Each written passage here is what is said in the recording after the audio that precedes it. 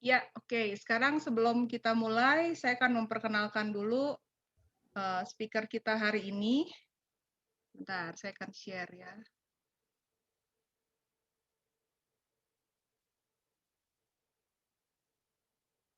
Ya, beliau adalah Pastor Jeffrey Teresna yang udah hadir di tengah-tengah kita siang hari ini. Mmm, ini ada fotonya juga ya, tapi beliau ini lagi pakai masker. Jadi kalau yang mau tahu jelas, ini ada fotonya. Mungkin yang lebih akrab dikenal dengan panggilan Ko Jeff ya, kalau yang saya tahu ya. Oke, biar lebih akrab juga. Oke, beliau Board of Leader Saints Movement Community Church. Beliau juga professional coach, consultant and counselor. Wow. Creator of Purpose Mapping Tools. Beliau juga seorang professional behavior, career and purpose, family and marriage coach. Luar biasa dan sudah 14 tahun menikah ya, punya seorang istri dan seorang putri yang cantik, luar biasa. Oke, ini ada Instagramnya juga, bisa follow. Pasti kita juga bakal diperlengkapi lewat Insta-Instanya beliau. Oke, tidak berlama-lama lagi, saya persilahkan Ko Jeff untuk sharing. Waktu dan tempat saya serahkan. Oke, sebelumnya shalom ibu-ibu yang luar biasa yang diberkati Tuhan, dan senang boleh menjumpai sekalipun kita lewat ruang virtual hari ini.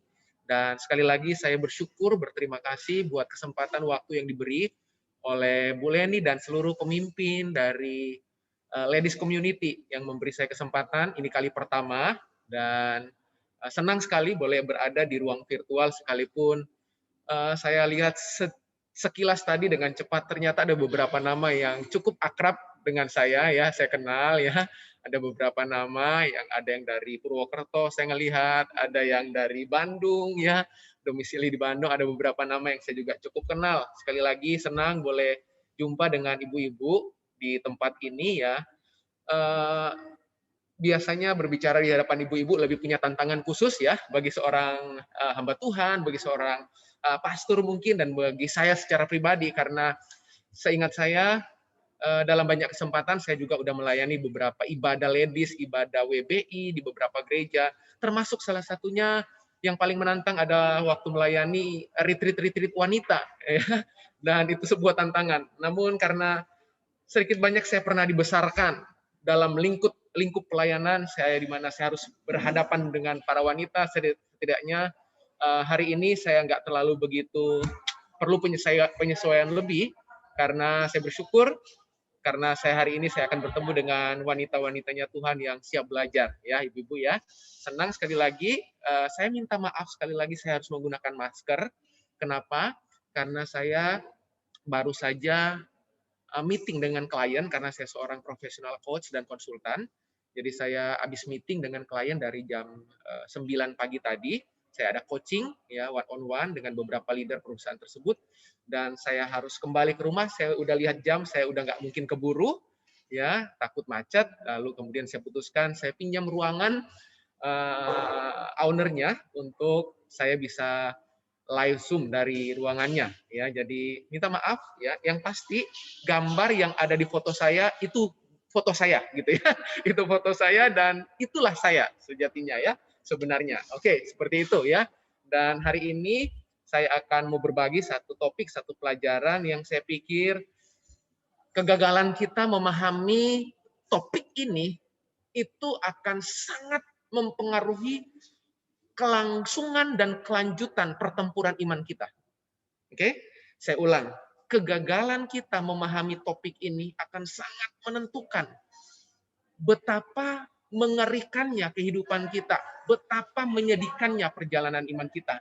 Karena perjalanan iman itu tidak akan pernah lepas dari dua kata penting. Namanya ujian dan pencobaan. Oke? Saya ulang. Pertempuran iman kita dalam kehidupan, bahkan di semua lini hidup kita, tidak akan pernah lepas dari yang namanya ujian dan pencobaan. Nah, itu sebabnya hari ini kita mesti sama-sama memahami dari perspektif firman Tuhan. Apa itu ujian dan apa itu pencobaan? Sebab kemampuan Anda memetakan, mengidentifikasi, mendefinisikan apa itu ujian dan apa itu pencobaan itu akan sangat menentukan sekali lagi hari-hari depan Anda. Oke, bahkan seringkali kemenangan sudah Anda peroleh waktu Anda punya perspektif dan cara pandang yang benar. Kemenangan tidak Anda peroleh hanya gara-gara Anda di ending dari perjalanan iman Anda. No, bahwa perjalanan iman Anda itu Anda udah bisa menangkan di awal pertempuran.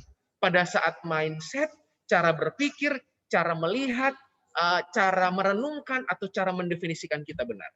Nah, saya yakin ini akan menjadi topik menarik, dan kalau ada pertanyaan, saya pikir boleh ya, ibu-ibu nanti bertanya di akhir nanti ya, di akhir nanti sharing saya hari ini. Dan untuk mempersingkat waktu, saya akan coba share screen. Sebentar, saya buka dulu PowerPoint-nya. Oke, saya mau share screen. Oke, ini dia ibu-ibu ya. Oke, mari ibu-ibu kita taruh perhatian kita sebentar.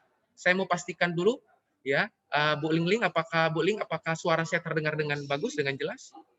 Ya, jelas. Jelas ya, jelas ya.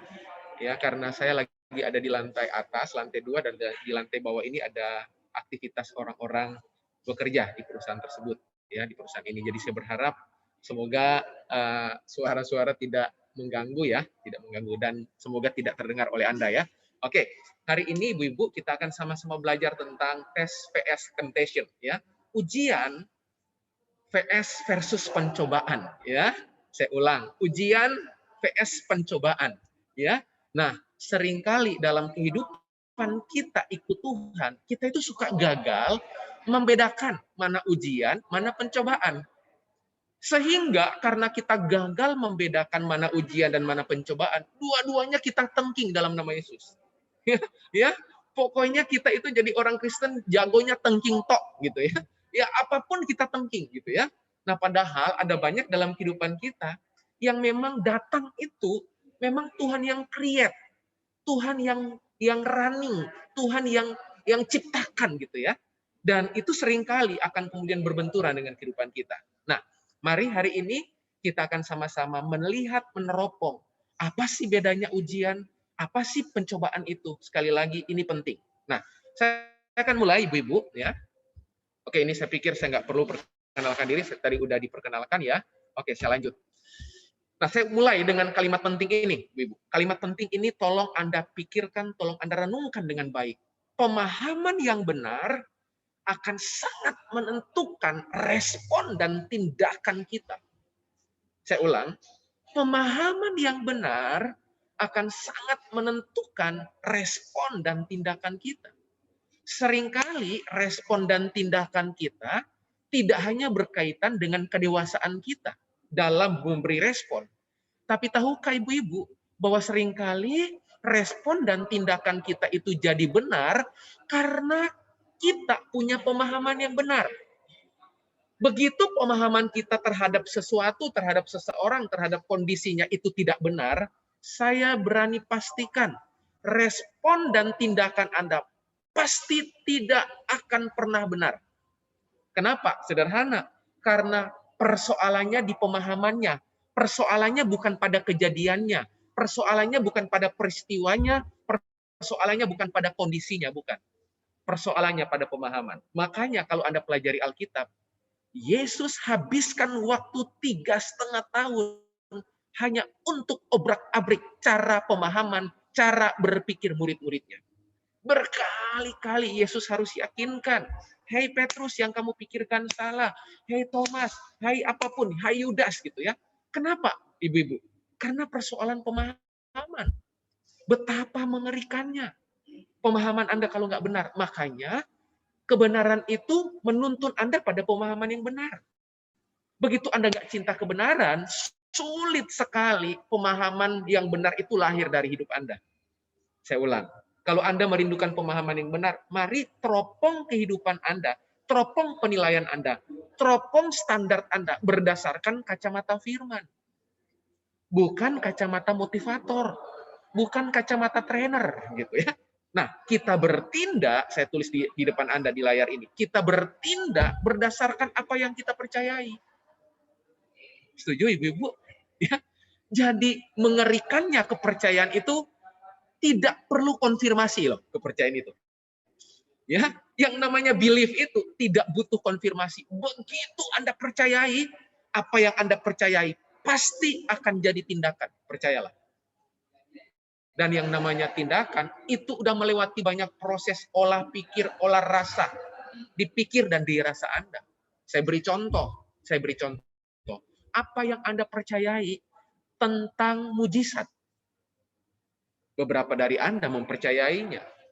Tapi beberapa dari Anda mungkin berkata gini, enggak, mujizat itu terjadinya di masa lalu. Beberapa dari Anda, apa yang Anda percayai tentang kesembuhan? Beberapa dari Anda berkata gini, kesembuhan itu cuma milik orang-orang tertentu. Sementara buat saya enggak. Apa yang Anda percayai tentang hadirat Tuhan? Ya, apa yang Anda percayai tentang penyembahan? Begitu Anda salah konsep, makanya Anda salah menyembah. Apa yang Anda percayai tentang hadirat Tuhan? Begitu Anda salah konsep tentang hadirat Tuhan, Anda hanya berpikir hadirat Tuhan itu hanya sekedar yang merinding-merinding. Berarti yang nggak merinding, berarti bukan hadirat Tuhan gitu. Ya. Nah, betapa penting. Ya, betapa penting apa yang Anda percayai. Makanya dengan Tuhan, mari kita clearkan dulu. Identifikasi sesuatu. Ya. Identifikasikan apa masalahnya, apa konsepnya. Karena kalau enggak, keadaan yang akan mengidentifikasi hidup Anda. Dan kalau keadaan yang mengidentifikasi hidup Anda, saya pastikan, saya cuma mau ingatkan, akan sangat sulit perjalanan kehidupan Anda. Nah, sekali lagi, pemahaman yang benar akan sangat menentukan respon saya, tindakan saya, bahkan saya bertindak berdasarkan apa yang saya percayai, apa yang saya imani. Makanya lihat beberapa kali Yesus selalu berkata ini. Yesus selalu berkata bahwa pergilah sebab imanmu menyelamatkan engkau. Bahkan tahukah Anda ibu-ibu, Anda itu hanya sejauh pada apa yang Anda percayai. Saya ulang, Anda itu hanya sejauh pada apa yang Anda percayai. Jadi sejauh mana masa depan Anda, sejauh mana Anda melihat, hanya sejauh pada apa yang Anda percayai. Itu yang benar. Ya, itu yang Anda akan lakukan. Oke, nah saya lanjut ibu-ibu, saya lanjut. Nah kita akan lihat ada dua ayat yang kelihatannya kontradiksi. Ya, apa kata firman Tuhan tentang ujian dan pencobaan? Mari kita lihat ayat pertama. Matius pasal 26 ayat 41. Matius pasal yang ke-26 ayat 41. Anda perhatikan ayat ini. Ya, berjaga-jagalah dan berdoalah supaya, ingat, supaya, ya, setiap kali membaca kata supaya itu mengantar pada tujuan. Ya, setiap kali Alkitab menulis kata supaya itu selalu mengantar kita pada tujuan. Lihat, berjaga-jagalah dan berdoalah supaya kamu jangan jatuh ke dalam pencobaan. Roh memang penurut, tetapi daging lemah. Coba Anda perhatikan ayat ini. Supaya kamu jangan jatuh ke dalam pencobaan. Ya, jangan jatuh ke dalam pencobaan. Berarti pencobaan itu dari ayat ini cenderung menjatuhkan kita. Tapi bagaimana dengan ayat ini? Yakobus 1 ayat yang kedua. Saudara-saudaraku, anggaplah sebagai suatu kebahagiaan apabila kamu jatuh, sama-sama menggunakan kata jatuh di situ. Anda lihat ayat ini, ya, sama-sama gunakan kata jatuh nggak ibu-ibu? Menggunakan ya. Yang ayat 41 Matius 26 itu menggunakan kata jatuh ke dalam pencobaan. Yakobus 1 ayat 2 juga menulis kata jatuh ke dalam berbagai-bagai pencobaan. Sebab kamu tahu bahwa ujian terhadap imanmu itu menghasilkan ketekunan. Nah, yang menarik di ayat ini, kalau Anda melihat kata jatuh ke dalam pencobaan, baik yang di Matius maupun yang di Yakobus, itu seakan-akan punya kemiripan. Tapi kalau Anda lihat konteksnya, ini dua hal yang berbeda. Oke? Dua hal yang berbeda. Ayat 41 dari kitab Matius, itu konteksnya pencobaan yang datang karena keinginan daging Anda. Halo, ibu-ibu paham ya? Di kitab Matius, pencobaan yang dimaksud itu adalah jenis pencobaan yang datang dalam hidup Anda, yang memang itu datang bukan Tuhan yang kasih, bukan. Oke? Tapi Anda yang undang. Loh, kok bisa saya yang undang? Lah itu jelas di situ Alkitab bilang. Roh memang penurut, tetapi daging lemah. Berarti di pasal 26 di kitab Matius, pencobaan ini datang itu karena persoalan dagingnya Anda. Oke? Itu karena persoalan kedagingan Anda, hawa nafsu Anda, keinginan mata, keangkuhan hidup. Makanya pencobaan itu datang dalam hidup Anda. Jadi seakan-akan Anda yang mengundang pencobaan itu. Anda yang minta pencobaan itu, tanda kutip. Tapi berbeda konteksnya, Yakobus pasal 1. Sekalipun sama-sama menggunakan kata jatuh ke dalam berbagai-bagai pencobaan, sama seperti Matius pasal 26. Tapi ingat, kalimat penutupnya menarik. Sebab kamu tahu bahwa ujian terhadap imanmu. Berarti apa? Konteks Yakobus itu di mana ujian itu datang, pencobaan itu datang karena ujian yang Tuhan izinkan. Oke? Karena ujian yang Tuhan izinkan. Sekalipun pencobaan itu datang, kalau di kitab Matius, pencobaan itu datang karena keinginan daging saya. Jadi ingat baik-baik ibu-ibu, jangan selalu bilang, ini datang dari Tuhan. Ya, jangan selalu bilang seperti itu ya. Sebab konteks pasal 26, kitab Matius, Tuhan Yesus secara jelas berkata, berjaga-jaga, berdoa, supaya jangan jatuh ke dalam pencobaan, lalu dikoneksikan dengan keinginan daging.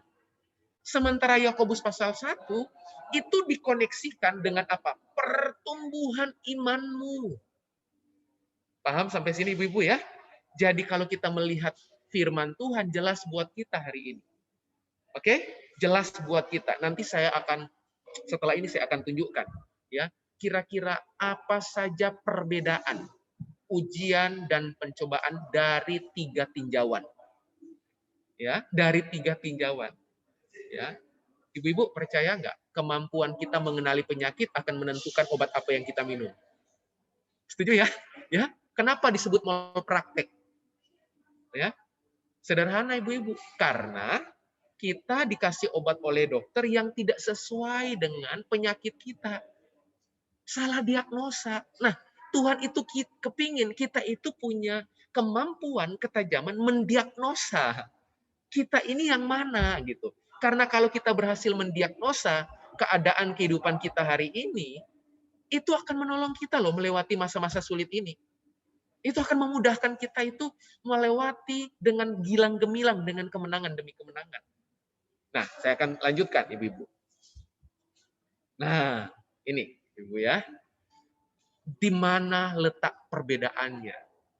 Ujian sama pencobaan. Di mana letak perbedaannya? Oke? Di mana letak perbedaannya? Nah, ya, saya cepat saja ya, berharap lebih banyak diskusi ya.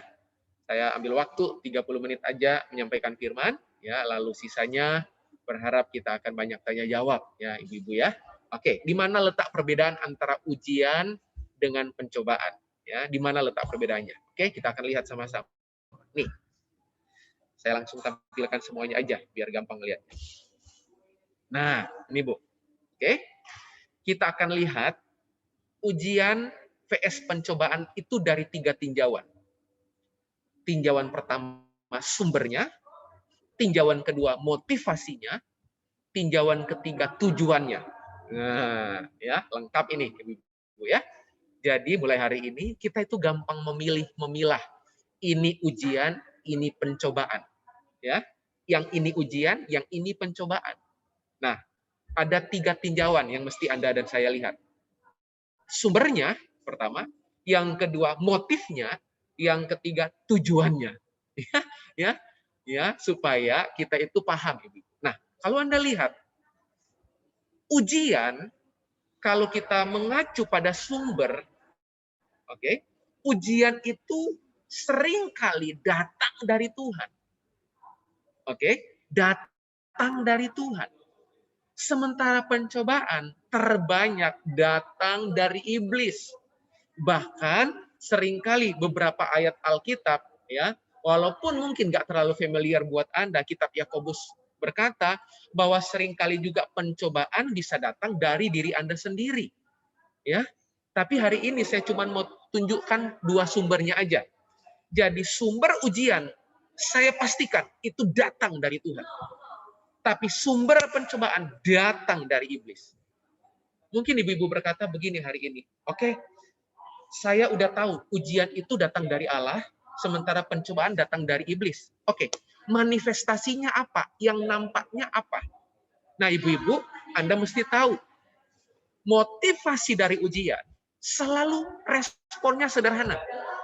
Respon dari sebuah ujian, motivasinya satu, Tuhan mengizinkan. Membawa kita itu makin dekat dengan Tuhan.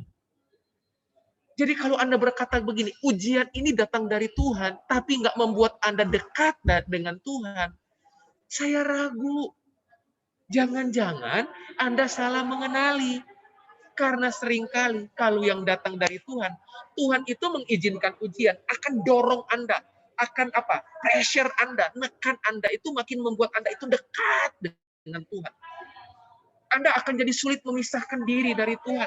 Sedikit-sedikit Tuhan, sedikit-sedikit Tuhan. Kebergantungan Anda sama Tuhan makin terus makin kuat, makin lama makin kuat. Jadi motivasi ujian di mindset-nya Tuhan membawa Anda dan saya makin dekat dengan Tuhan. Sebaliknya pencobaan. Pencobaan motifnya sederhana. Membuat Anda punya kecenderungan meninggalkan Tuhan. Sedikit-sedikit gak betah dengan Tuhan. Sedikit-sedikit pingin tinggalkan Tuhan. Sedikit-sedikit pingin menjauh dari Tuhan. Bahkan seringkali begitu Anda meninggalkan Tuhan, ingat baik-baik ibu-ibu. Semua kecenderungan meninggalkan Tuhan pasti mencari pemenuhan. Begitu Anda meninggalkan Tuhan, ibu-ibu, ingat, pencobaan itu akan geser Anda, akan bawa Anda, akan giring Anda berpusat pada pemuasan keinginan diri sendiri, pemuasan keinginan daging Anda. Oke? Itu yang akan dilakukan oleh iblis kalau memang itu pencobaan. Nah, dari sini aja Anda bisa melihat, ibu-ibu. Motifnya aja udah beda. Sangat terlihat jelas motifnya. Ingat, yang namanya ujian, selalu di batin Anda itu gini. Motifnya gini, ujian ini datang akan membuat saya makin kuat di dalam Tuhan. Ujian ini datang akan membawa saya makin intim, makin dekat, makin bonding dengan Tuhan. Sementara pencobaan selalu punya kecenderungan gini. Kok ada keinginan tinggalkan Tuhan ya? Kok ada keinginan untuk memuaskan kepuasan keinginan ego saya? Nah, itu motifnya. Oke, sumbernya udah jelas, motifnya udah jelas. Nah, sekarang yang terakhir, tinjauan yang terakhir. Tujuan. Ya, tujuan ujian apa? Berbeda dengan tujuan pencobaan, gitu ya. Ya. Ingat, pencobaan itu membawa Anda tergoda. Ujian membawa Anda naik. Itu simpelnya. Saya ulang. Ujian membawa Anda naik. Pencobaan membuat Anda tergoda. Saya ulang, itu kalimat penting. Ujian membawa Anda naik. Ya, pernah Anda dengar anak Anda bilang, "Ma, besok saya ujian." "Oh, puji Tuhan, Nak, karena abis ini kamu turun kelas," gitu. Nggak ada ya. Ya, namanya ujian selalu bawa kita naik, ya, selalu bawa kita naik. Makanya biasa aja kalau ada ujian ya. Saya selalu bilang gini sama beberapa orang, mungkin ibu-ibu juga pernah dengar. Ibu-ibu pernah dengar ya, sebab di masa saya sekolah itu, di sekolah saya selalu dipasang spanduk gede banget setiap kali ada ujian gitu ya. Ada tulisannya begini, harap tenang, ada ujian. Harap tenang, ada ujian. Jadi kalau ada ujian, udah tenang aja. Ya, nggak usah ribut. Karena makin Anda ribut, makin nggak bisa ngerjakan soal. Makanya sifat ujian itu bawa Anda naik. Sifat pencobaan bawa Anda tergoda. Makanya disebut pencobaan di padang gurun. Karena memang iblis menggoda. Sebaliknya Ayub, kenapa disebut ujian? Ya, ujian. Abraham juga disebut ngalamin ujian. Ya, ujian kepercayaan Abraham. Nah, sebab tujuan dari ujian mengenal Tuhan. Anda akan kenal seseorang dari kondisi-kondisi yang tidak menentu. Jadi sifat ujian itu membuat Anda mengenali apa yang selama ini Anda pelajari tentang Tuhan. Sifat ujian itu, bagaimana mungkin Anda tahu seberapa besarnya Tuhan kalau Anda nggak pernah mengalami seberapa besar persoalan? Saya ulang, bagaimana Anda tahu Tuhanmu besar? Kira-kira gimana, Ibu-ibu? Bagi saya simple.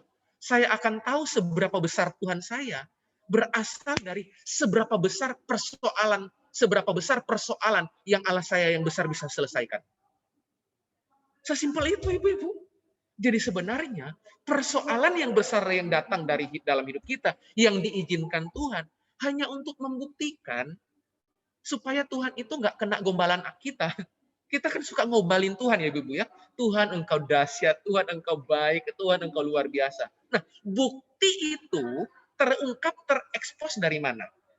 Ya kita harus berhadapan dengan persoalan-persoalan besar yang tidak ada ujung pangkalnya biasanya. Dan kemudian tangan Tuhan terulur.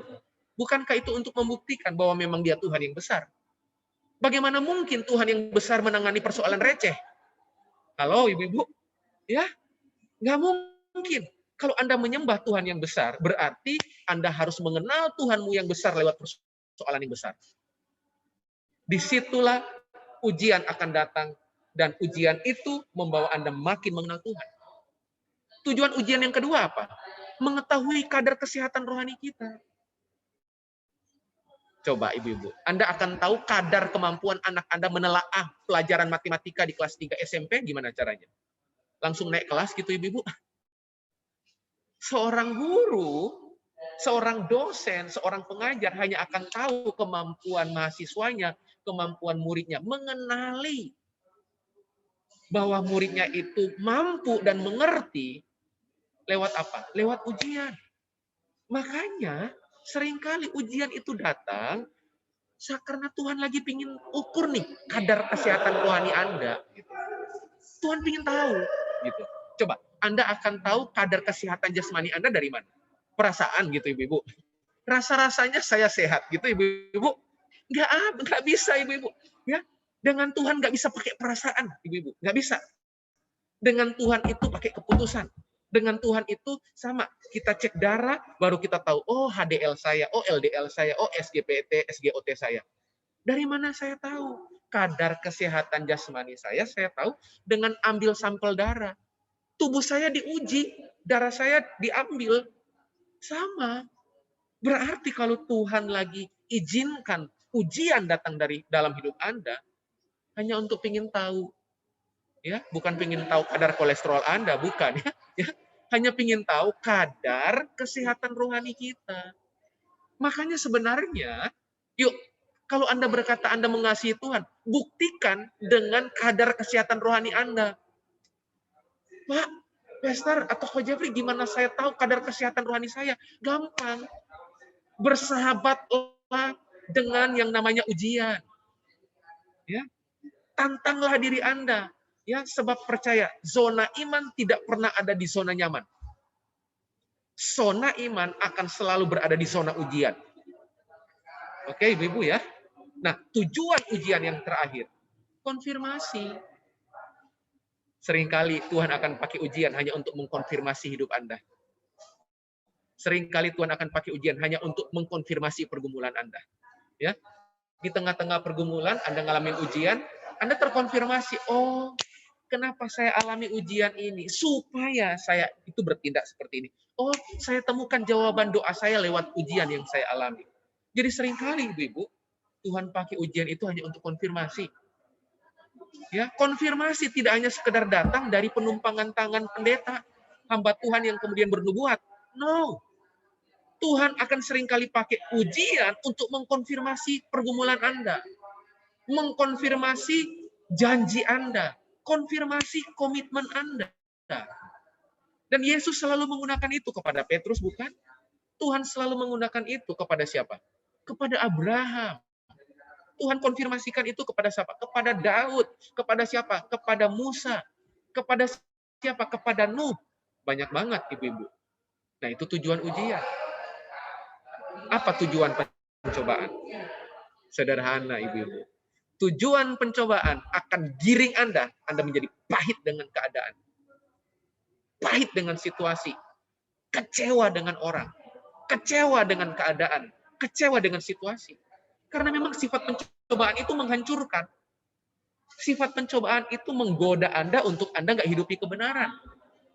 Coba Anda lihat, kalau Anda pelajari pencobaan di padang gurun, kalau Anda pelajari kitab Matius ada, kitab Lukas ada, kalau Anda pelajari semua jenis pencobaan di padang gurun itu, coba lihat. Yang ditawarkan iblis, pemenuhan dan pemuasannya di mana? Diri sendiri, kepuasan daging, keinginan. Gitu. Dan lihat, iblis itu kalau cobai Anda, levelnya selalu meningkat. Wah, ya. Levelnya selalu meningkat, makin meningkat karena memang dia berupaya menjatuhkan Anda menjadi kecewa, menjadi pahit. Dan dampaknya apa tujuan dari pencobaan? Kalau ujian itu mengenal Tuhan, mengetahui kadar kesehatan rohani kita, mengkonfirmasi, sementara tujuan dari pencobaan membuat kita penuh keraguan. Ingat ibu-ibu, seringkali yang membunuh Anda bukan ketakutan Anda dulu, bukan. Yang membunuh Anda justru keraguan Anda. Sebab segala sesuatu sebelum menjadi takut, jadi ragu dulu. Makanya coba lihat, iblis mencobai Hawa dengan cara meragukan Tuhan. Bukankah ke dalam kehidupan kita sama ya ibu-ibu ya?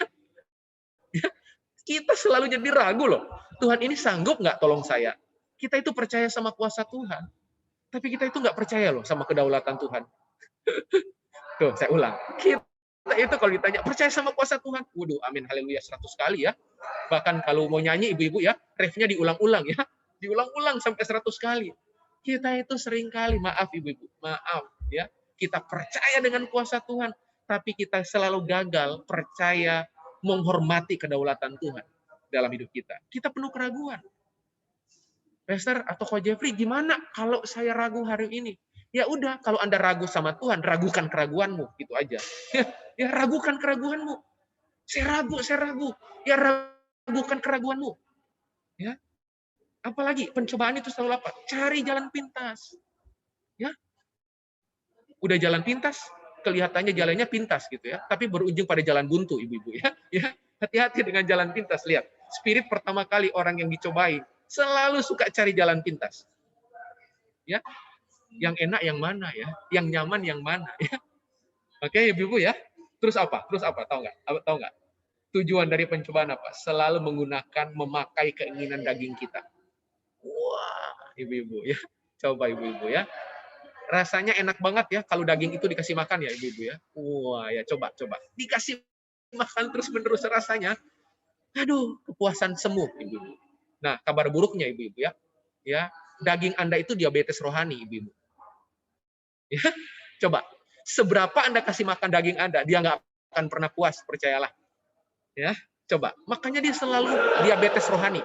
Nggak pernah kenyang, selalu haus. Ya, itulah. Oke, itulah pencobaan. Jadi hari ini saya yakin ibu-ibu udah lebih clear nih. Ya, bedanya ujian dan pencobaan ini mana? Dari 3 bedanya. 3 tinjauan. Sumbernya, motivasinya, dan tujuannya. Oke, ibu-ibu ya, clear ya. Nah, saya mau tutup. Oke, kalau gitu, Pastor, kalau gitu, Coach Jeffrey, kalau saya ngalamin ujian, misalnya, tools apa yang harus saya punya? Oke, tools apa yang harus saya punya supaya saya menang? Oke, tools apa? Nah, firman Tuhan kasih tools. Hari ini saya mau tutup dengan memberikan kepada ibu-ibu 3 alat bantu. Wah, ibu-ibu kalau beli mobil ada peralatannya ya, ada toolsnya ya. Beli barang apapun ada toolsnya nggak, ibu-ibu? Beli handphone ada toolsnya nggak? Ada. Mau beli apapun ada. Nah, ingat baik-baik ibu-ibu, firman Tuhan itu tools yang paling hebat. Ya, semuanya ada di situ, ibu-ibu. Ya, masalahnya kita suka cari ke situ nggak? Makanya Alkitab bilang apa? Carilah, maka engkau akan mendapatkan. Ketok, maka pintu akan dibuka. Dari ayat itu, udah jelas bahwa segala sesuatu itu ada. Nah, masalahnya kita mau cari apa enggak? Jadi bukan gini, enggak ada tuh, enggak ada. Bukan. Kalau Tuhan suruh cari, enggak mungkin enggak ada. Setuju ibu-ibu? Kalau Tuhan suruh cari, pasti ada. Nah, Kenapa kita bilang nggak ada? Karena kita nggak niat cari.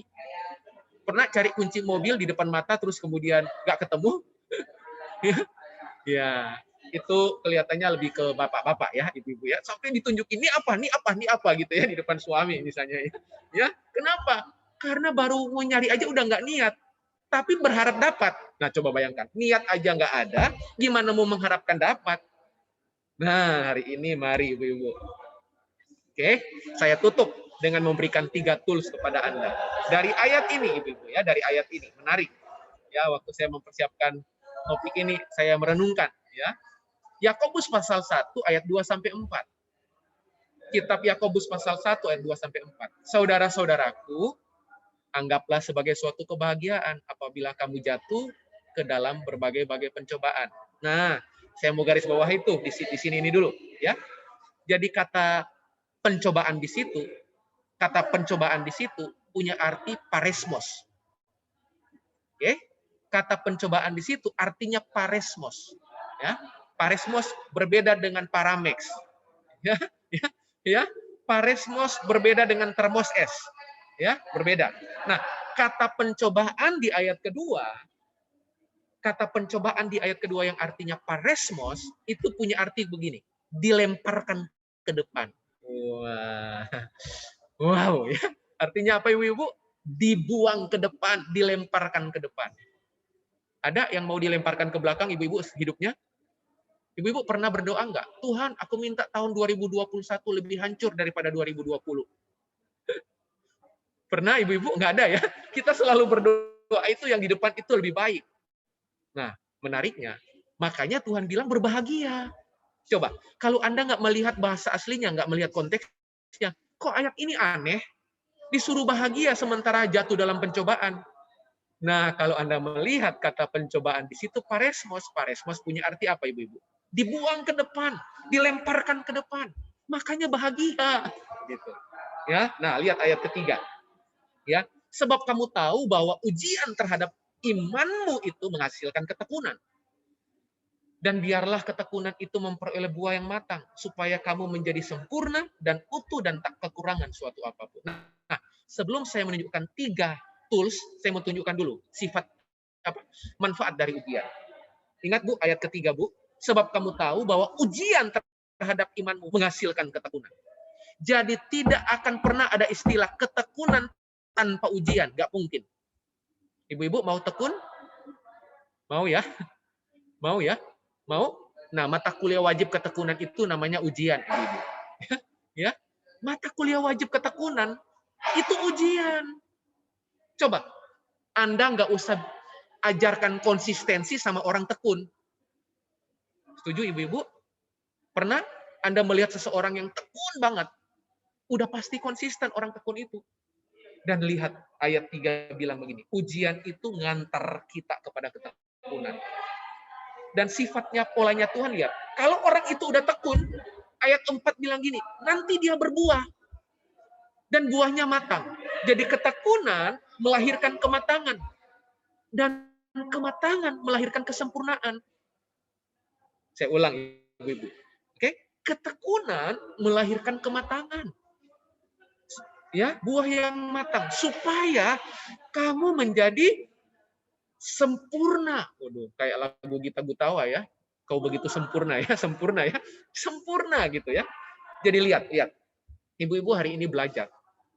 Framework-nya Tuhan. Ujian itu menghasilkan ketekunan. Ketekunan menghasilkan kematangan. Kematangan menghasilkan kesempurnaan. Saya ulang. Ketekunan selalu akan ngantar Anda pada apa? Karakter yang matang, cara berpikir yang matang, respon yang matang, mindset yang matang, buah yang matang.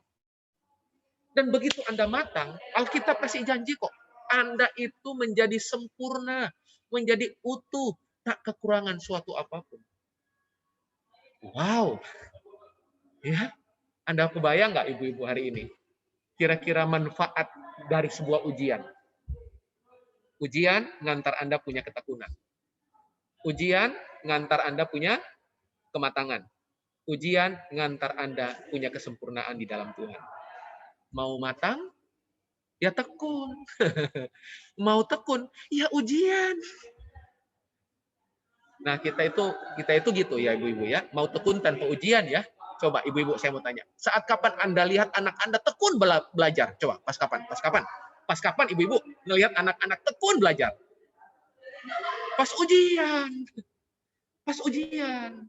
Anak sepintar apapun, waktu ujian belajar tekun gitu. Jadi rupanya memang benar ya, buat orang percaya itu jadi tekun, kudu ada ujian ya. Terserah ibu-ibu, ibu-ibu mau minta ujiannya harian, ya ujian harian, ujian bulanan, ya yang pasti bukan ujian tahunan ya. Ya, ya. Oke, ibu-ibu ya. Nah, saya akhiri ibu-ibu. Oke. Nah, apa yang kita perlukan di masa-masa menghadapi ujian? Kalau tadi pola ujian tadi 3 ya Ibu ya. Tujuan ujian tadi kita lihat menghasilkan ketekunan, kematangan dan kesempurnaan. Nah, sekarang saya tutup. Apa yang kita perlukan di masa-masa ujian? Ya, ya, apa yang kita perlukan di masa-masa ujian? Nah, ini ayatnya. Ya, ini ayatnya ibu-ibu. Ada 3 hal yang kita butuhkan, kita perlukan di masa-masa kita menghadapi ujian. Nah, Bu, saya akan bacakan buat ibu-ibu ya. Yakobus pasal 1 ayat 5 sampai 8, pasal pertama ayat 5 dulu saya bacakan. Tetapi apabila di antara kamu ada yang kekurangan hikmat. Jadi ayat ini kelanjutan dari ayat saya tunjukkan. Dari ayat 4 ya. Yakobus 1 ayat 2 sampai 4, saya lanjutkan. Yakobus 1 ayat 5 sampai 8. Jadi kita ngebahas kitab Yakobus hari ini, oke? Tetapi apabila di antara kamu ada yang kekurangan hikmat, hendaklah ia memintakannya kepada Allah yang memberikan kepada semua orang dengan murah hati dan dengan tidak membangkit-bangkit, maka hal itu akan diberikan kepadanya. Yang pertama, Ibu. Apa yang kita perlukan di masa-masa ujian? Oke? Yang Anda perlukan pertama kali bukan jalan keluar. Saya ulang ya. Yang Anda butuhkan pertama kali di masa ujian bukan jalan keluar. Bukan. Ya, bukan. Tapi hikmat untuk menemukan jalan keluar. Saya ulang. Apa yang Anda perlukan di masa-masa sulit bukan jalan keluar, tapi hikmat untuk menemukan jalan keluar. Dan Alkitab ayat kelima bilang, tanda orang berhikmat itu dia meminta. Nah, saya yakin ibu-ibu, tanda itu penting apa enggak? Itu terlihat dari doamu. Kalau Anda mendoakannya, Anda memintanya, berarti itu penting buat Anda. Setuju ibu-ibu? Coba. Anda mau ini enggak? Mau. Udah doa belum? Belum. Ya, jangan bilang Anda benar-benar mau. Karena bukti dari benar-benarnya maunya Anda, itu terlihat dari Anda minta enggak? Anda doakan enggak? Dan ingat baik-baik ibu-ibu, apa yang Anda dapat dalam doa, Anda harus jaga dengan doa. Amin, ibu-ibu. Saya ulang. Ya, saya ulang. Apa yang Anda dapat di dalam doa, Anda mesti jaga dengan doa. Jangan sampai setelah Anda dapat dengan dalam doa, Anda nggak pernah jaga dengan doa. Apa yang Anda dapat dalam doa, mesti jaga dengan doa. Jadi yang pertama, ibu-ibu, yang Anda butuhkan hikmat. Hikmat itu apa? Hikmat itu level pengetahuan, ibu-ibu. Level pengetahuan pertama apa? Asumsi. Wah, jangan punya level pengetahuan rendah. Itu asumsi paling rendah. Yang kedua, level pengetahuan kedua itu apa? Namanya fakta. Itu level kedua. Tapi apakah fakta adalah kebenaran? Belum tentu. Level ketiga, pengetahuan. Namanya kebenaran. Level keempat, pengetahuan. Namanya hikmat. Saya ulang. Level paling rendah pengetahuan apa? Asumsi. Level kedua dari pengetahuan apa? Adalah fakta. Level ketiga dari pengetahuan apa? Kebenaran. Tapi jangan stop di kebenaran. Karena banyak orang hari ini, orang percaya hari ini, tahu kebenaran. Tapi bertumbuh dalam kebenaran enggak? Enggak. Nah, tahu enggak ibu-ibu? Bagaimana cara bertumbuh dalam kebenaran? Anda butuh hikmat. Anda butuh hikmat. Makanya setiap kali saya merenungkan firman, saya suka doa, Tuhan, bahkan hanya untuk ngerti firman-Mu saja, aku butuh hikmat-Mu. Oke? Kenapa hikmat? Karena hikmat itu kemampuan Anda implementasikan apa yang Anda ngerti, apa yang Anda tahu, kebenaran yang Anda pahami. Itu Anda implementasikan, Anda praktikkan butuh hikmat. Jadi kebenaran saja nggak akan menolong Anda kalau Anda nggak mempraktekannya. Setuju? Coba. Coba saya kasih contoh ya. Misalnya, saya pakai contoh misalnya, saya sebutkan nama aja ya, maaf ya. Misalnya Ibu Susana gitu ya. Bu Susana datang sama saya seorang dokter Bu. Ya. Lalu kemudian waktu Ibu Susana datang sama saya, begitu keluar dari ruangan saya, Ibu bawa resep. Saya yakin Ibu bawa resep dokter. Pertanyaan saya, yang menyembuhkan Ibu itu resep dokter yang Ibu terima, atau Ibu ke apotik menukar resep itu dengan obat? Saya yakin pilihan kedua, ke apotik ya Bu ya. Benar banget Bu dari jawaban Ibu. Jadi resep itu nggak akan berguna banyak. Resep dokter itu nggak berguna banyak Bu. Resep firman itu nggak berguna banyak kalau Anda tidak mengimplementasikannya. Anda tidak menukar resep itu dengan Anda tindak lanjuti dengan mengambil obat dan meminumnya. Resep itu nggak berarti banyak, Bu. Amin, Ibu-Ibu. Nah, hari ini resep yang Anda terima, yuk tukar ke apotik. ya, tukar gitu. Supaya jadi sesuatu yang hidup dan menolong kehidupan Anda. Itu namanya hikmat, Ibu-Ibu. Nah, ayat ke-6, perhatikan. Hendaklah ia memintanya dalam iman. Wow. Di situ nggak ditulis hendaklah ia memintanya dalam kasih, dalam pengharapan. No, dalam iman. Nah, di situ nggak ditulis hendaklah ia memintanya dalam amin supaya aman. Nggak ada ibu-ibu. Ya, kita itu suka gitu. Amin, amin. Ya, amin biar aman. Nggak ada Bu. Ya, nggak terjadi tuh. Ya, hendaklah ia memintanya dalam iman. Jadi tools yang kedua yang Anda butuhkan di masa ujian apa? Iman. Iman itu maksudnya apa? Ya itu. Kalau Anda baca lihat ayat ke-6. Dan sama sekali jangan bimbang. Berarti iman yang sejati, iman yang benar, itu nggak penuh kebimbangan. Artinya apa? Bimbang, tapi Anda taklukkan kebimbangan Anda. Jadi, ibu-ibu, saya titip pesan. Jangan suka minta iman yang besar. Jangan. Ya, sebelum Anda punya iman yang besar, miliki dulu iman yang benar. Ya, karena belum tentu orang yang punya iman yang besar punya iman yang benar. Ya, buktinya tuh kalau kita lagi jalan-jalan ke rumah yang besar-besar isi rumahnya gitu ya, kita dari luar pagar itu ngelihat sambil jalan dalam nama Yesus. Ya. Aku minta dalam nama Yesus. Bayangkan itu rumahnya orang ibu-ibu ya, ya kita minta ya, ya. Jadi mari iman itu bukan cuma untuk dipakai dalam nama Yesus, bukan. Iman itu iman yang benar. Sebab perhatikan ayat 6, sebab orang yang bimbang sama dengan gelombang laut yang diombang-ambingkan kian kemari oleh angin. Artinya apa? Orang yang nggak punya iman, gampang ditarik-tarik, nggak punya konsistensi, nggak punya keputusan, nggak punya keyakinan. Amin, ibu-ibu. Yang kedua iman, ya iman, ya ingat ibu-ibu, iman sederhana. Iman itu bukan kepercayaan tanpa bukti, tapi kepercayaan tanpa syarat. Itu iman. Oke? Nah, ayat ke-7. Wah, ini ayat ke-7 ya. Orang yang demikian janganlah mengira bahwa ia akan menerima sesuatu dari Tuhan. Sebab orang yang mendua hati tidak akan tenang dalam hidupnya. Saya mau kasih tips di bagian terakhir. Bagaimana membuat hidup Anda tidak bahagia? Gampang. Ya, gampang. Mendua hatilah. Itu Alkitab kasih tips loh.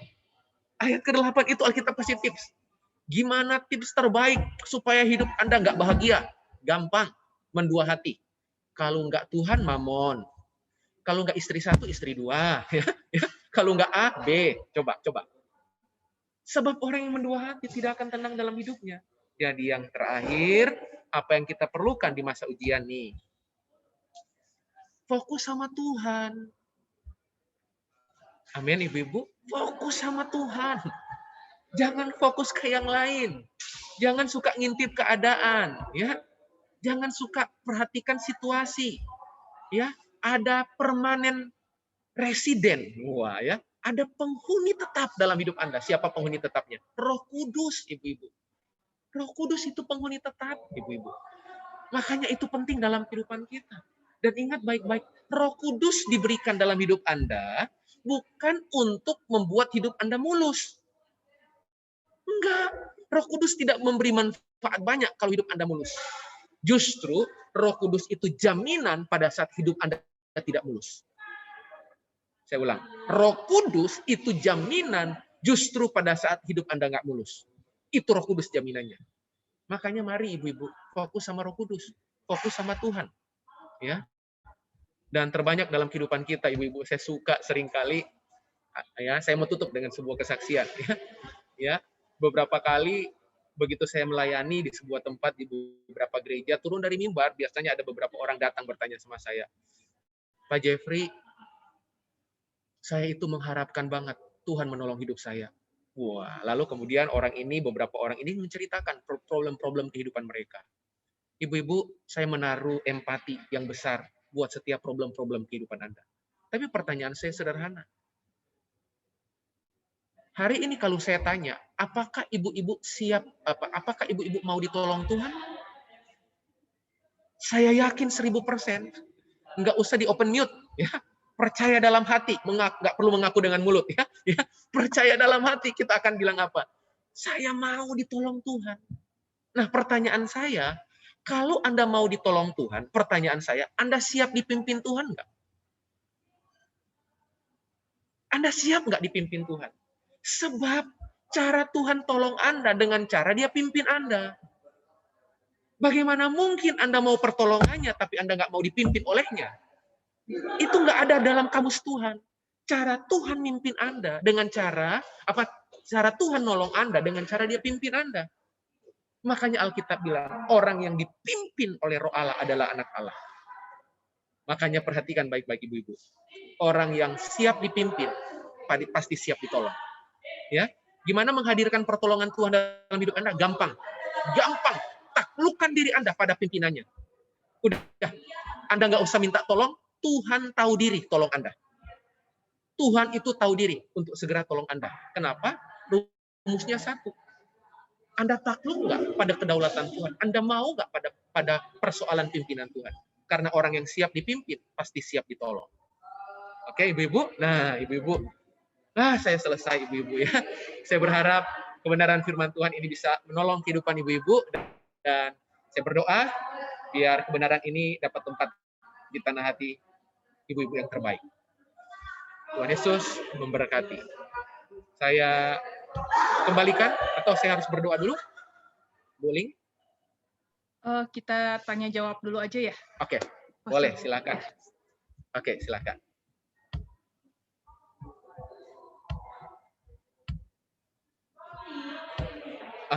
Oke, yuk. Ladies, kita masuk ke Q&A. Kalau ada pertanyaan, boleh langsung di chat. Silakan. Yuk, masih ada yang bingung atau mungkin boleh kalau ada yang nggak setuju ya, Pastor Jeffrey? Boleh banget, boleh banget. Yuk, boleh langsung di chat. Hari ini banyak banget ya, saya dibawakan banyak hal, dan saya senang dengan quote-quote Pastor Jeffrey yang singkat, jelas, padat gitu ya, tapi mengena gitu ya, dan ini saya catat semuanya, bagus banget. Hal-hal yang justru selama ini bikin kita nggak yakin, kita bimbang gitu ya. Hari ini juga dibukakan banyak hal. Saya yakin juga para ladies di sini juga tentunya pasti belajar, dapat banyak hal. Yuk, yang ada question boleh silakan, yang ada pertanyaan langsung di chat. Yuk, Pastor Jeffrey, kalau gitu saya dulu deh, sambil nunggu yang lain ya. Kalau selama ini tuh pemikiran saya ya, tapi tadi membuka juga sih ya, kenapa soal ujian itu, ya anak-anak juga kan harus ada ujian supaya bisa naik kelas gitu ya. Kalau yang saya pikir tuh justru Tuhan tuh nggak pernah kasih, ya buat saya tuh tadinya sama ya, nggak bisa membedakan ujian dan pencobaan gitu ya. Jadi sama-sama hal yang negatif tentunya, yang pasti kita nggak nyaman untuk terima hal itu ya. Pasti nggak enak, pasti keganggu banget lah gitu. Apalagi lagi senang-senang, lagi happy-happy ya, tiba-tiba datang gitu ya. Nah itu kadang-kadang juga kita bingung nih, ini tadi kan udah dibukain ya banyak-banyak ini, tapi kita kadang bingung ini tuh ujian atau pencobaan gitu ya.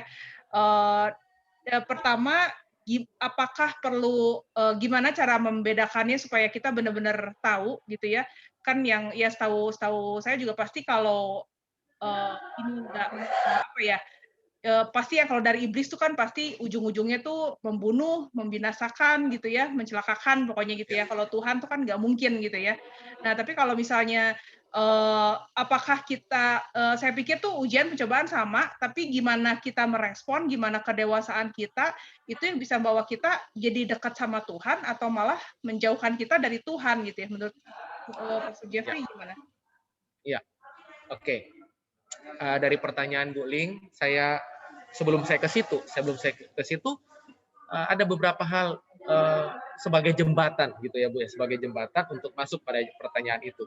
Ibu-ibu, kalau Anda ragu sama Tuhan, itu tidak membuat figur Tuhan itu rapuh, runtuh. Enggak. Enggak. Kalau Anda kemudian nggak merasakan kebaikan Tuhan, itu tidak membuat Tuhan jadi nggak baik. Enggak. Itu enggak. Sama. Kalau Anda mengasihi Tuhan dengan baca Alkitab, itu tidak membuat Tuhan makin sayang Anda. Enggak. Ya. Anda baca firman tiap hari, Anda jangan pernah berpikir, ya ini mindset yang salah ya, hati-hati. Anda baca firman tiap hari, itu Anda jangan pernah berpikir karena saya baca firman tiap hari, Tuhan makin sayang sama saya. Nggak ada ayatnya, ibu-ibu. Nah, ini yang saya mau tegaskan.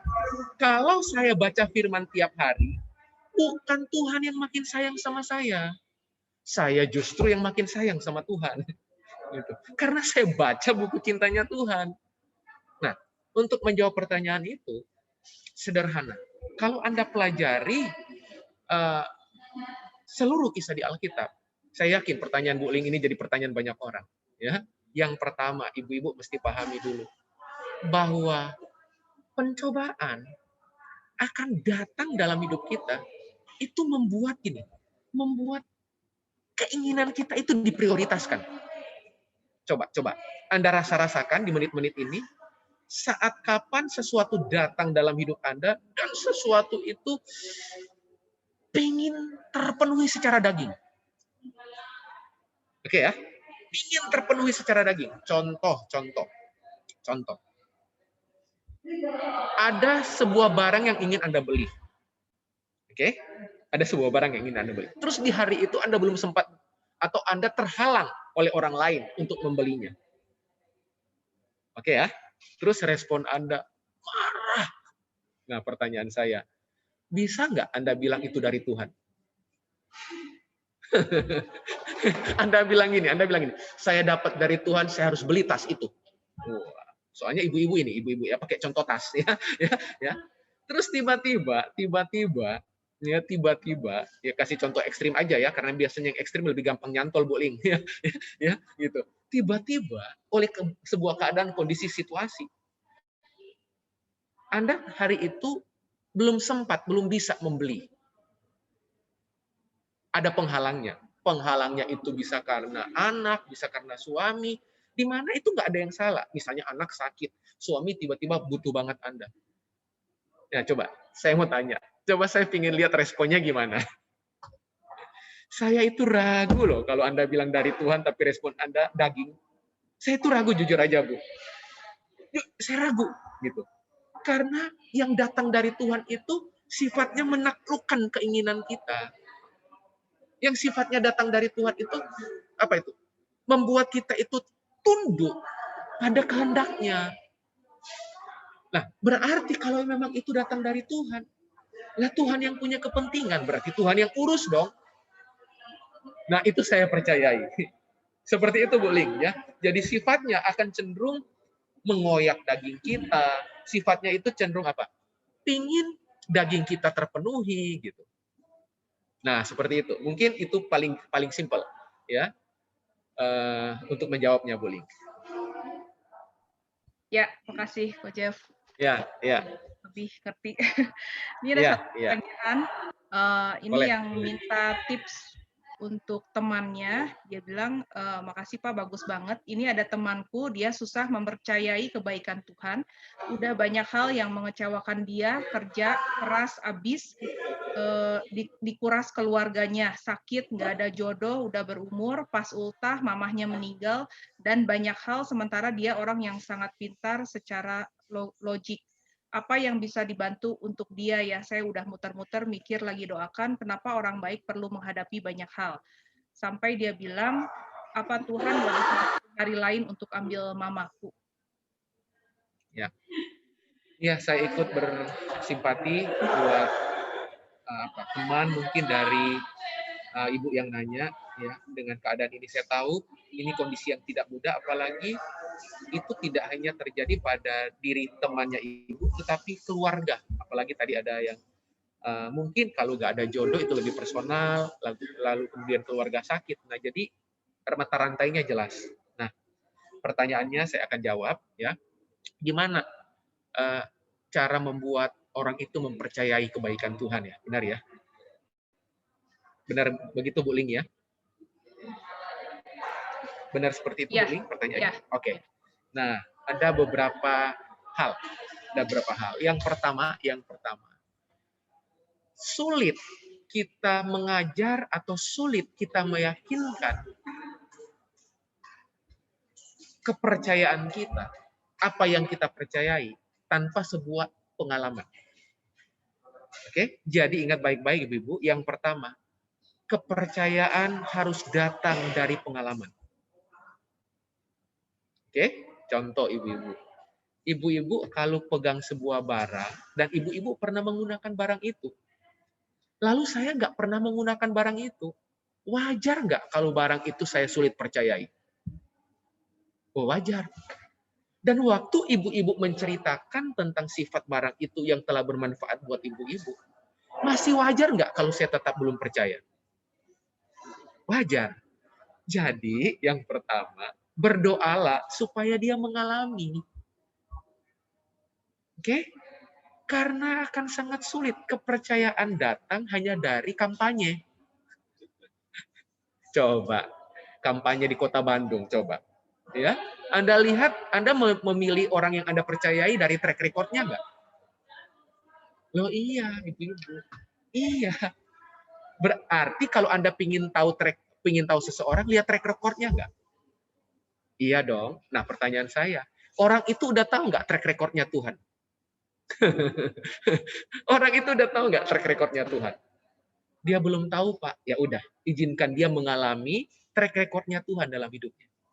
Jadi yang pertama, tuntun dia atau minta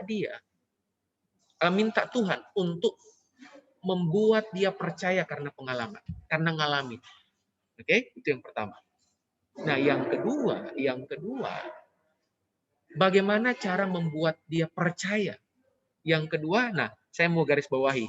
Ada kata gini, orang ini adalah orang yang sangat logik kalau nggak salah tadi. Nah, ini dia. Seringkali inilah yang jadi persoalan ibu-ibu. Kita mencoba menjangkau Tuhan hanya sebatas pengertian kita. Ibu-ibu, saya mau kasih tahu. Kalau Anda mencoba mengenal Tuhan hanya sejauh pengertian Anda dan Anda bisa, ya jujur aja Bu, saya akan murtad hari ini Bu. Saya pastikan saya murtad hari ini. Berarti Tuhan hanya sejauh pengertian saya dong. Buktinya apa? Lah, saya bisa pahami dia kok sejauh pemikiran saya.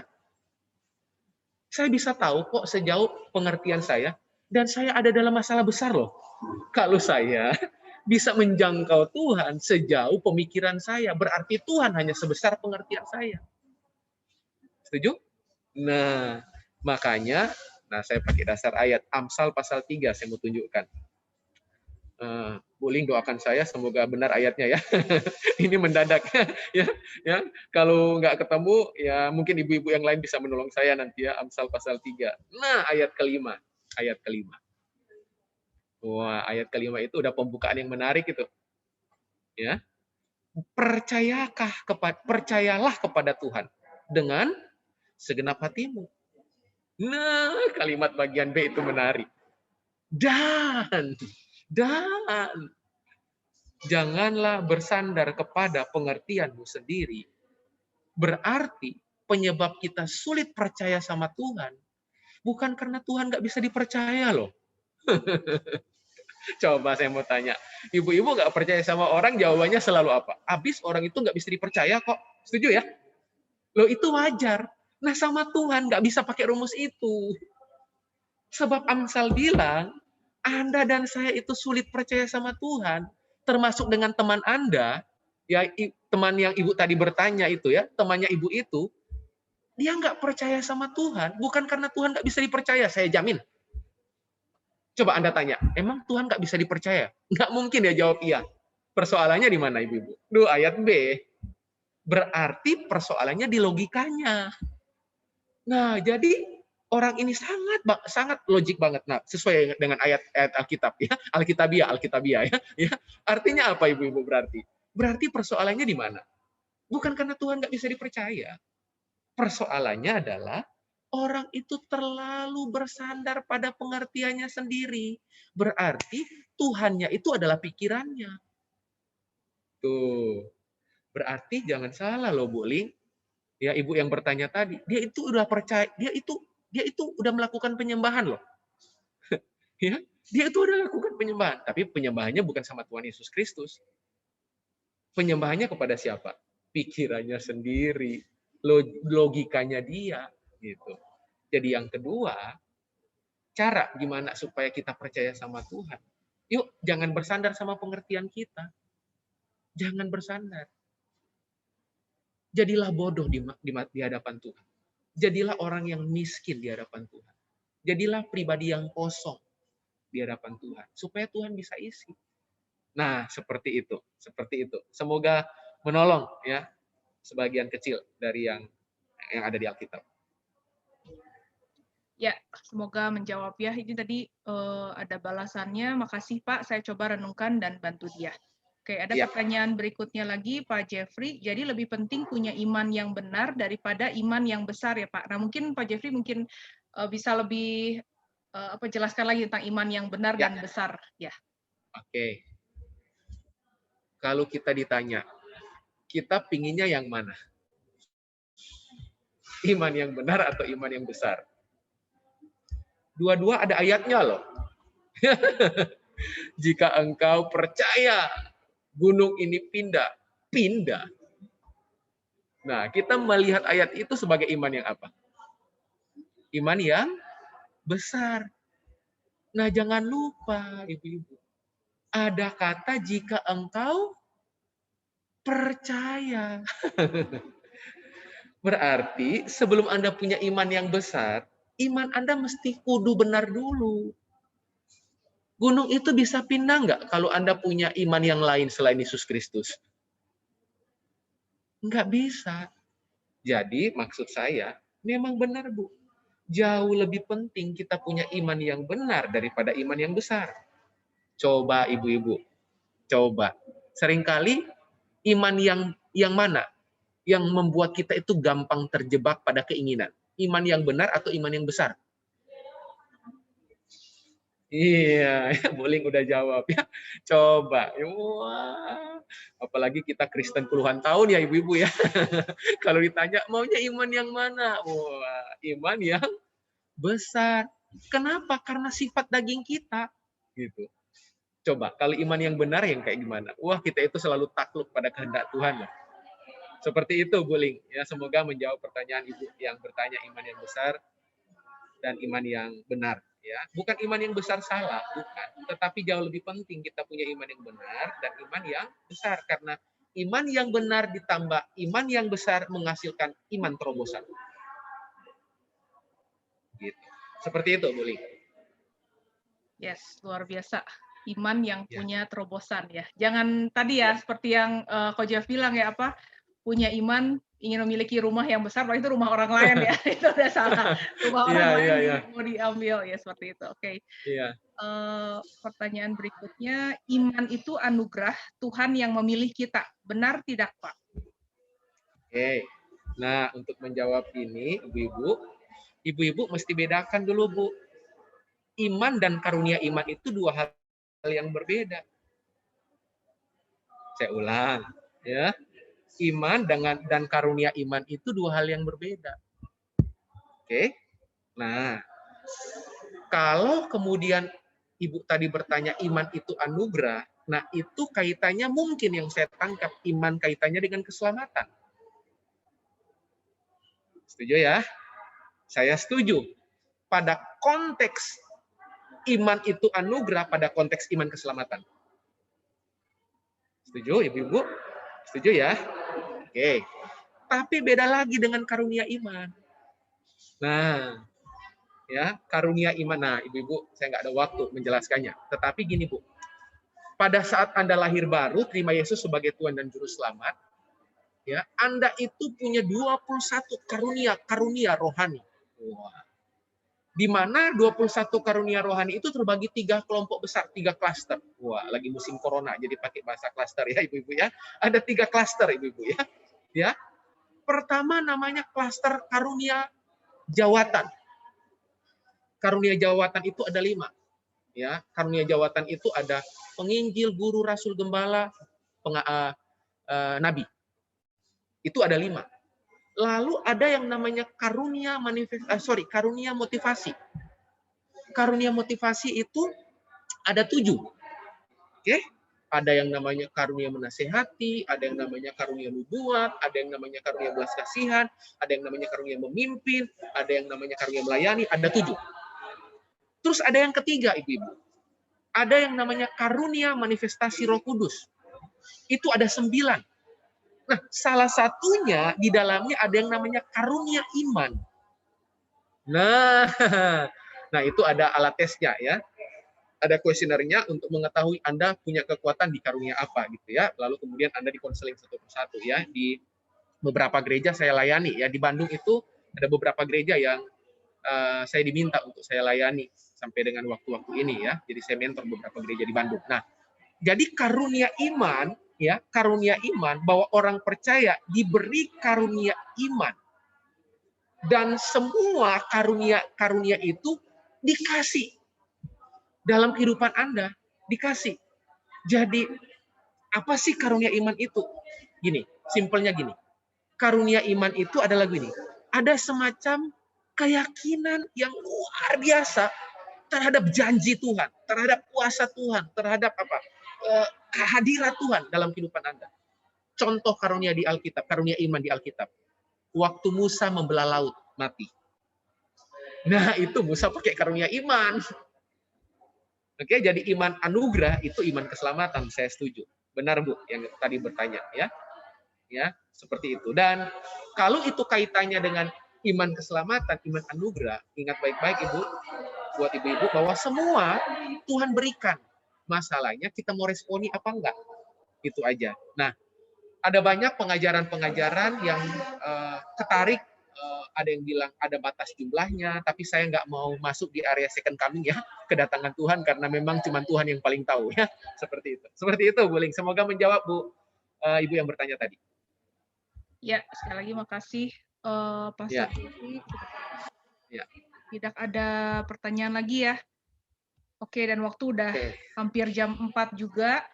Sekali lagi, thank you, Pastor Jeffrey. Sebelum kita tutup, kita foto bersama, gitu nanti minta Pastor Jeffrey untuk berdoa tutup ya. Ya, ya. Yuk, ladies yang bisa dibuka videonya, kita mau foto bersama. Oke, ini semua ada 4 halaman. Bentar, kita sambil nunggu yang lainnya buka video. Oke, halaman 1 udah kebuka semua ya. Yuk, siap semuanya. 1, senyum ya. 1, 2, 3. Oke, halaman kedua. Bentar, masih tahan senyumnya. Oke, 1, 2, 3. Paling senang saya foto session, karena pada buka video dan pada tersenyum. Oke, yang ketiga dan yang keempat. Oke, udah. Oke, saya minta Pastor Jeffrey untuk tutup dalam doa ya. Ya, mari Ibu, ladies community kita tutup dalam doa ya Ibu ya. Mari. Bapak, kami bersyukur buat kehadiran Tuhan di tengah-tengah kami. Terima kasih, karena kami percaya apa yang kami terima hari ini bukan hanya kebenaran yang menumpahkan informasi dan pengetahuan baru buat kami, tapi hamba-Mu berdoa sore hari ini, biar kebenaran yang dapat tempat di hati kami menjadi kebenaran yang jadi rema buat kehidupan kami. Karena kami tahu kebenaran yang jadi remalah yang akan mengubah kehidupan kami. Bapa-Mu berdoa secara khusus buat setiap kami di ruang virtual hari-hari ini mengalami ujian kehidupan. Kami tahu hari ini ujian datang hanya untuk mematangkan kami. Ujian datang hanya untuk mendewasakan kami. Bahkan ujian datang hanya untuk mengantar kami mengenal Allah kami yang besar. Bahkan kebesaran-Mu makin Engkau bisa tunjukkan dalam persoalan-persoalan pelik, sulit, besar, bahkan berat. Tapi kami percaya tidak akan pernah melebihi kekuatan kami. Terima kasih, janji-Mu bahwa Engkau Allah Immanuel. Itu cukup bagi kami, untuk kami boleh melangkah. Kalau Engkau memperkenalkan pribadi-Mu sebagai Alfa dan Omega, Engkau yang awal dan yang akhir. Itu berarti kami percaya. Kalimat akhir hanya menjadi milik Tuhan, bukan milik orang lain. Kalau ada orang berkata ini akhir kehidupan kami tidak mempercayainya. Sebab yang kami percayai, kata akhir hanya milik Tuhan. Engkau Alfa dan Engkau pula Omega. Terima kasih, persiapkan kami memasuki musim-musim yang baru, di mana musim itu mengantar kami pada perspektif yang baru, dengan hikmat yang baru, ketajaman yang baru, karakter yang dimatangkan oleh Tuhan. Dan kami berdoa, sehingga proses pembentukan yang kami alami, kami kedapatan matang, kami kedapatan sempurna, utuh dan tidak berkekurangan suatu apapun. Sehingga lewat proses ini akan membawa kami, sehingga orang boleh melihat kami dan memudahkan orang itu menerima kerajaan kekal melalui dan lewat hidup kami. Terima kasih, berkati setiap pengurus dari Ladies Community, biar di tempat ini, lewat komunitas ini menjadi komunitas pemberdayaan, komunitas yang mengubah kehidupan kami, mengubah keadaan-keadaan kami, bahkan mengubah hati kami, Tuhan. Terima kasih meteraikan firman-Mu, dan sepanjang hari dan waktu sisa ini, kami pertaruhkan kehidupan kami ke dalam tangan Tuhan. Engkau yang berdaulat penuh, mengerjakan semua yang terbaik buat kami, lewat karya-karya besar dari Tuhan. Terima kasih, dan siang hari ini, sore hari ini kami membuka tangan kami, dimanapun kami berada, kami siap terima berkat terbaik.